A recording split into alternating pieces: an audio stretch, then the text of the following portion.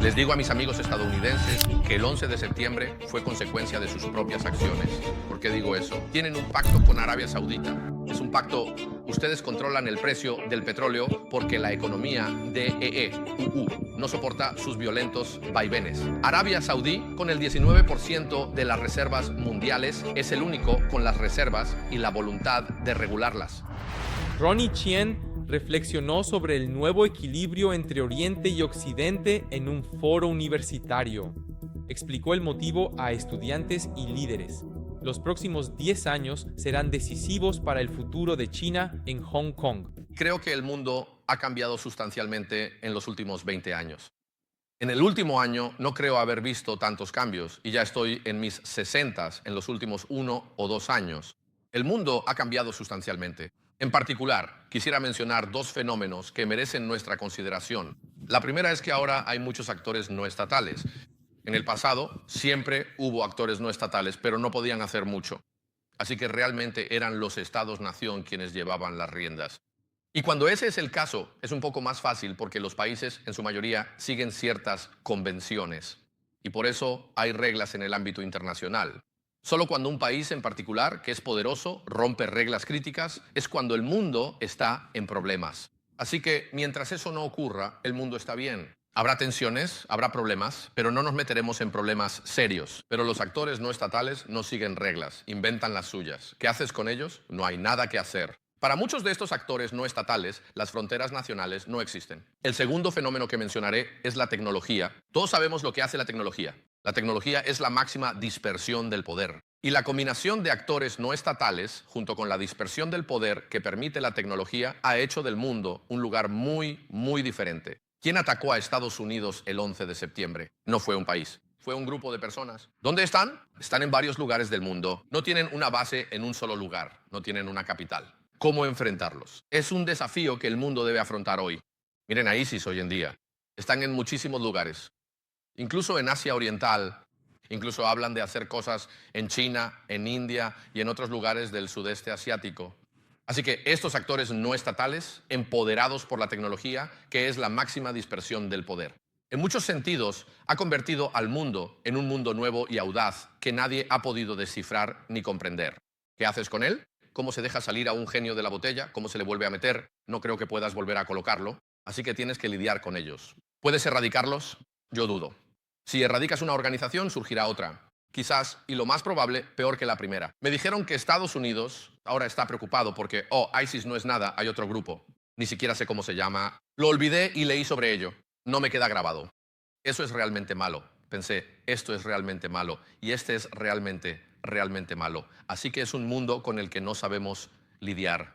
Les digo a mis hijos, odio estar en su lugar porque tienen que enfrentarse a un mundo donde no hay reglas. Así que, en lo que a mí respecta, nos espera un mundo muy, muy problemático.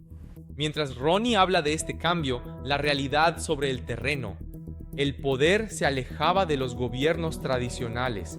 Hacia 2014, la tecnología y grupos apátridas alteraron las reglas internacionales. Esto es clave. La gobernanza mundial se ha vuelto mucho más impredecible. Para tu dinero y tu seguridad, tú... Les dije a mis amigos, el 11 de septiembre fue interno. Estados Unidos creó el 9/11. ¿Por qué? Bueno, tenían un pacto con Arabia Saudita, un pacto con el diablo. Bueno, no debería llamarlos diablo, pero es un pacto, ya sabes que es. Tú te encargas del precio del petróleo. Ya sabes por qué la economía estadounidense no soporta la inestabilidad ni los fuertes vaivenes de los precios. Y Arabia Saudita con el 19% de las reservas de petróleo del mundo. Es el único con la reserva y disposición para regular el precio del petróleo. Cuando está alto, venden más. No les importa, ganas más dinero. Cuando el precio está bajo, venden menos. No necesitan el dinero, no es gran cosa. Guardan el petróleo para una fecha posterior, quizás a un precio más alto. A cambio, Estados Unidos hacía la vista gorda con Arabia Saudita. Y hoy, con el wahabismo, con toda la exportación de extremistas a lo largo de toda esa zona, incluyendo Siria, Irak y Líbano, no sabes lo que he visto en Líbano. Pero bueno, y Pakistán, hasta Malasia, Indonesia, esta parte del mundo. Así que les dije a mis amigos estadounidenses, les dije, oigan, piénsenlo. Quizás ustedes mismos crearon el 11 de septiembre. Y luego le dije a tu amigo Tony, Saudi Aramco, Khaled Al-Fali, el CEO, le dije, debes estar preocupado. Después de la, ¿cómo le llaman? La revolución de los jazmines, debes estar preocupado. Estados Unidos puede simplemente dejar a un amigo de 31 años, Mubarak, así nada más, el emir de Bahrein. Si algo sucede, pese a que la quinta flota de EEU esté en Bahrein, en un instante pueden traicionarlos. Les dije que deben preocuparse. El otro país que debe preocuparse es Israel. Les dije, son medio hermanos. Comparten el mismo padre, ya saben, Abraham. Así que les dije, deberían hablar entre ustedes. Por suerte, sé que hablan entre ellos. Así que creo que, les guste o no, Estados Unidos es la principal potencia del mundo hoy en día, con capacidad de proyectar poder. Si hacen lo correcto, el mundo será un lugar mejor. Si hacen lo incorrecto, el mundo será terrible. En mi opinión, Estados Unidos no ha estado haciendo lo correcto en gran medida en muchas partes del mundo. Si EEU despierta y hace lo correcto, todo el mundo mejorará. Como decía Churchill, EEU siempre hará lo correcto, pero solo tras agotar al final las demás opciones. Ojalá el mundo no colapse antes de que los estadounidenses despierten y hagan lo correcto. Así que entre bastidores preocupaba cómo las grandes potencias tratan a sus socios. En ese momento, en Oriente Medio y Asia se cuestionaban la fiabilidad de las promesas occidentales. Esto es clave porque un cambio de liderazgo afecta desde los precios del petróleo hasta el origen de futuros conflictos. Recuerdo que hace un par de años estaba en Berlín o en Frankfurt, ya no recuerdo dónde, y estaba asistiendo a una conferencia, estaba dando una charla en una conferencia donde estaban Angela Merkel, Joschka Fischer y muchos otros grandes líderes europeos, y Henry Kissinger fue el último orador. Y yo solo era una figura menor que hablaba sobre Asia. Ya sabes, a nadie le importa Asia. Es increíble, Asia tiene la mayor población y en términos de crecimiento económico somos los más importantes, y aún así Asia no existe en la escena internacional, así que así es. Así que después de la charla, después de muchas charlas, Henry Kissinger, siendo el último orador, se puso al día y con su voz habitual, profunda y pausada, en pocas palabras, dijo: he estado escuchándolos hablar sobre Europa todo el día. En particular, están tan preocupados por la UE. Solo quiero saber, ¿hay algún representante de la UE aquí?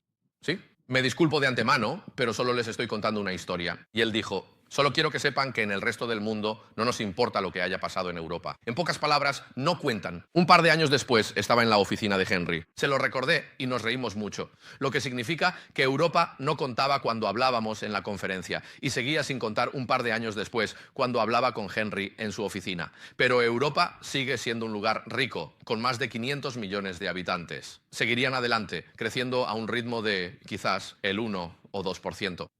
No hay que subestimar a Europa, ya que para China sigue siendo el mercado más grande, incluso mayor que el de Estados Unidos. Así que, en ese sentido, supongo que Europa es importante. Pero en términos de innovación, en términos de crecimiento, Europa básicamente no existe. Para entender si esta decisión de 2014 fue vital, veamos cómo Europa perdía peso ante los pensadores globales. Mientras Occidente atendía sus problemas, el resto del mundo migraba a los mercados asiáticos. Esto te afecta porque el centro global se mueve hacia donde rigen diferentes reglas y líderes. Ucrania solo ha sido independiente 24 años en el último milenio, de 1920 a 1921 y desde 1992 hasta hoy. Siempre han estado bajo el control de alguien.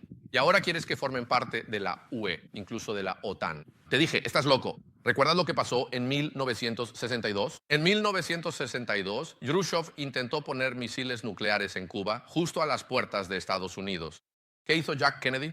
Él se plantó y dijo: no hay trato. No puedes tener material nuclear, misiles nucleares, armas en mi puerta trasera. Y ahora te das la vuelta y le dices a Putin: al diablo contigo. Voy a poner misiles nucleares potencialmente en tu puerta trasera. ¿Crees que Putin simplemente se va a rendir y dejar que pasen por encima de él? Y entonces tienes a todos estos líderes europeos que están al borde de: estoy en un entorno académico, así que soy libre, pero también tengo que ser civilizado, así que debo tener cuidado con lo que digo. Cerca de estar en muerte cerebral. Así que en mi última sesión estaba hablando y una señora se levantó y me hizo una pregunta. Ella dijo: señor Chan, somos un país pequeño, de unos 40 millones de personas. ¿Qué debemos hacer? Tenemos dos grandes vecinos, es decir, Rusia por un lado y la Unión Europea, incluyendo a Estados Unidos.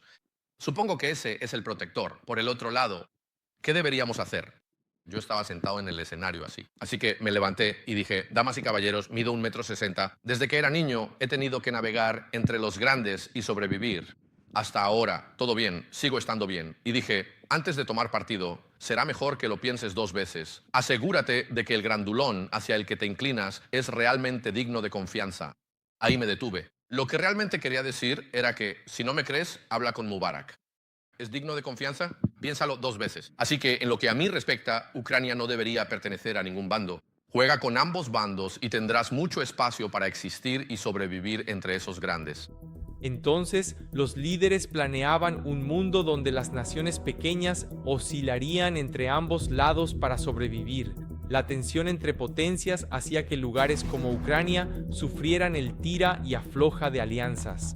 Esto es importante porque lo demuestra. Elegir bando en una pugna de potencias trae más problemas que mantenerse neutral. ¿Y Estados Unidos? Mucha gente dice que este es su declive. Yo digo que no. Para mí, Estados Unidos es, con diferencia, el país más poderoso del mundo, y no solo políticamente. ¿Sabes? Alguien acaba de convertirse en el líder del Senado, ¿verdad?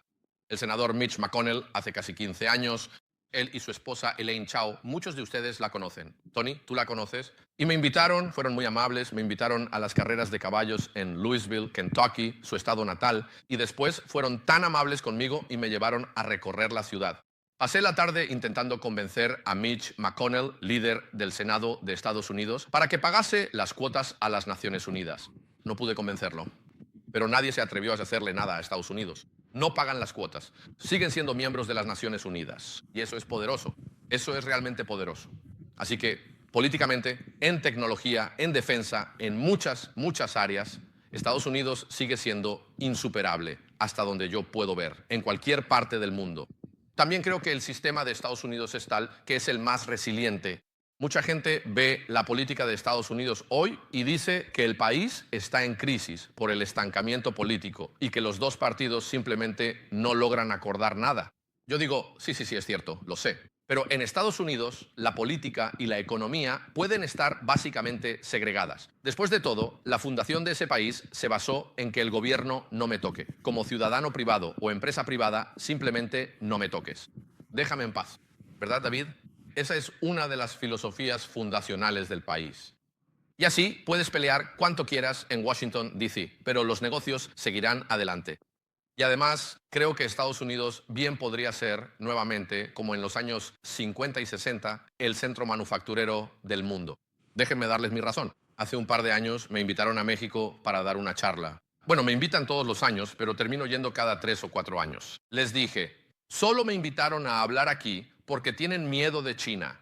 Piensan que China les quita sus empleos. Por eso me invitan, para ver qué pasa en China.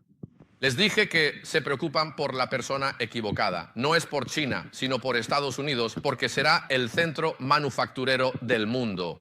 Deben vigilar a Estados Unidos, al igual que China, porque Estados Unidos, una y otra vez, como en los años 50 y 60, volverá a liderar la manufactura. ¿Por qué digo eso? ¿Qué se necesita para la manufactura? Se necesitan recursos naturales. Estados Unidos tiene más recursos naturales per cápita que cualquier otro país. Se necesita tierra. Estados Unidos tiene de sobra. Se necesita capital. Ellos tienen de sobra. Se necesita tecnología. ¿Quién es mejor que Estados Unidos en términos de avance tecnológico general?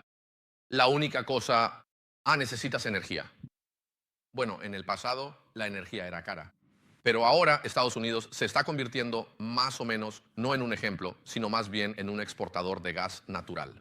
No creo que vayan hacia la autosuficiencia como mucha gente cree. No lo creo, pero bueno, ese es otro tema. Pero en general, la energía ahora está entre las más baratas del mundo. Y lo único que les falta es mano de obra barata. Pero considera el hecho de que ahora, con la impresión 3D, la robótica, la ciencia de materiales, muchos de esos avances tecnológicos han hecho que la mano de obra sea una parte mucho menor de la ecuación en la manufactura. Así que todos los factores que mencioné para la manufactura, Estados Unidos los tiene todos. Por eso, toda la manufactura de alto valor agregado preveo que regresará a Estados Unidos. Mientras que las cosas de bajo valor agregado, claro, ustedes pueden pelear por ellas. China, India, Sri Lanka, Camboya, donde sea, Vietnam, adelante. La parte que no genera mucho dinero. Así que a cualquiera que piense que presenciamos el declive de una gran nación, le sugeriría que lo piense 2 veces. Creo que Estados Unidos seguirá siendo la nación más fuerte en muchos aspectos que cualquier otro país del mundo. Pero hay algunas cosas que sí me preocupan de Estados Unidos y déjenme decirles cuáles son. Primero, temo que Estados Unidos pierda su autoconfianza. Tras la Segunda Guerra Mundial, el país era poderoso y confiado.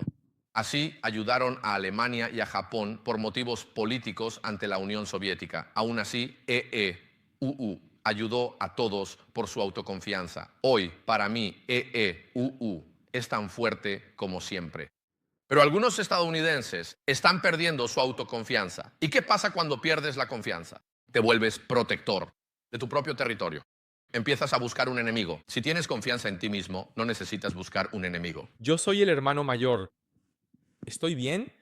Pero me preocupa que si Estados Unidos llegara a perder la confianza en sí mismo, comenzaría a buscar enemigos, lo cual sería una tragedia. Al explicar Ronnie la tensión actual, la realidad en EEUU mezclaba fortaleza y miedo creciente. Aún así, Estados Unidos seguía liderando la manufactura y tecnología. Sus líderes priorizaban buscar enemigos. Si un país poderoso pierde confianza, esto puede provocar guerras comerciales y cambios económicos globales que nos afectan a todos.